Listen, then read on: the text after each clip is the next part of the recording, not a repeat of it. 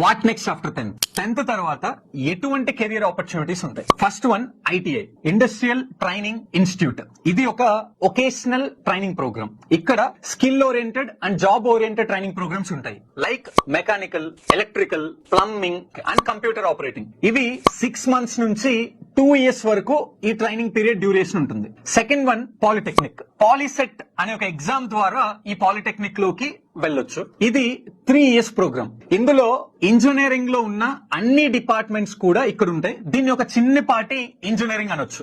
ఇది చదివిన తర్వాత డైరెక్ట్ గా ఈసెట్ అనే ఒక ఎగ్జామ్ ద్వారా ఇంజనీరింగ్ సెకండ్ ఇయర్ లో జాయిన్ అవ్వచ్చు. Third one intermediate. ఇంటర్మీడియట్ లో MPC, BiPC, CEC, HEC, MEC ఇలా 5 గ్రూప్స్ ఉంటాయి. ఎంపీసీ అండ్ బైపీసీని సైన్స్ గ్రూప్స్ అంటారు. అలానే సిఈసి, ఎంఈసి, హెచ్ఈసిని ఆర్ట్ గ్రూప్స్ అంటారు. వీటన్నిటి గురించి ఇంకా ఇన్ఫర్మేషన్ కావాలి అంటే కామెంట్ చేయండి. All the very best.